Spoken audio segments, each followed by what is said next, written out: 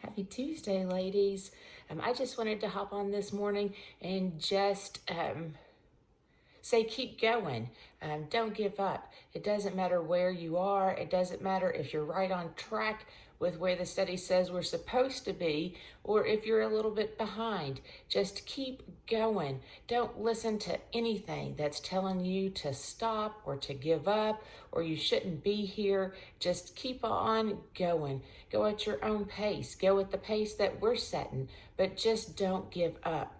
You were nudged to be here by God, and just keep right on going. Life gets busy, but don't let that interfere with anything.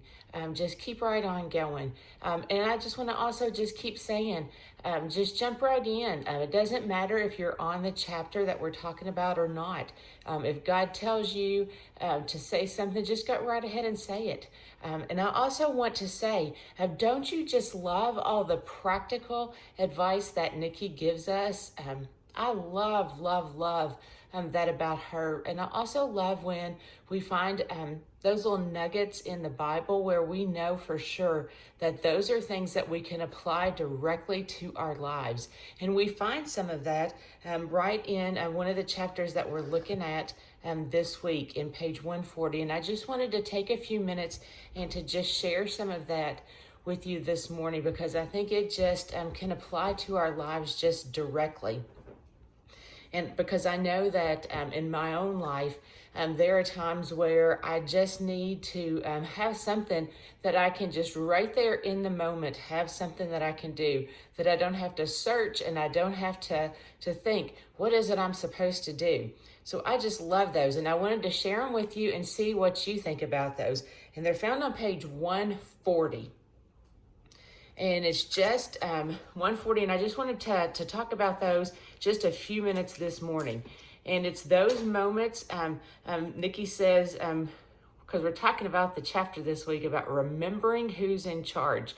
And I don't know if we have any of those people in our group who like to make sure that they're the ones who keep everything running and they're the ones who like to control things just a little bit.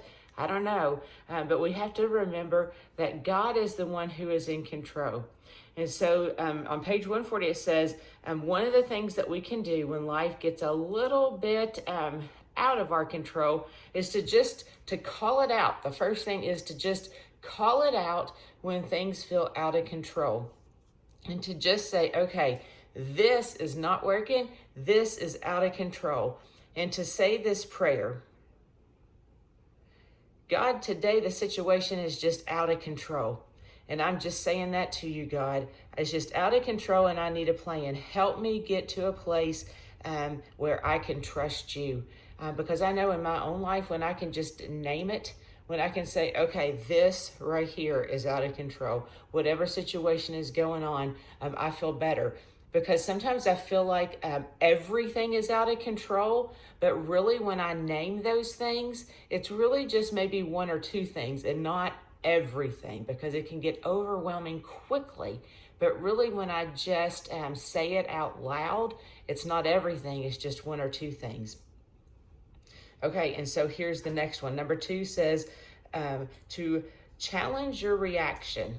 And boy, that is a difficult one sometimes, isn't it? And it says, challenge your reactions because we have the ability of how we respond to things. We don't always have the opportunity to control the things that happen to us, but we always have the ability to control how we respond to those. And so she says, when you know better, do better. And so that's right, isn't it? And so when we want to, when things are happening to us, she says this, to pray to God and say, help me do what I normally don't do. Help me do what I normally don't do, but do what you want me to do, God. And so help me to find a new way, a better way, your way. Guide me, God. Guide me, Holy Spirit, to respond to this situation the way you want me to. Not the way I typically do or how I've always done in the past, but the way you want me to, God. And boy, this next one is so important. Number 3 says, challenge your language. Stop speaking those words of doubt. Stop speaking those words of fear of how we've all done that before, but to speak those words that are faith-filled. Speak those words where we know God is in control. And so try praying this prayer. She says, Jesus, I don't want to speak words that are fear-based or anything like that, but I want you to be in control. Forgive me when I've done that. Forgive me when I haven't believed. Forgive me when I've already seen things as a defeat. But Holy Spirit, remind me to confess those things and to know that you're in control. Ladies, I just wanted to come on and encourage you this morning. But here's what I want to challenge you with. Which of these three things, the one that you need to name the things that's out of control, challenge your reactions, or challenge your language? Which ones do you struggle with the most? I hope you have a fantastic day. And remember, I am praying for you. I'll see you soon.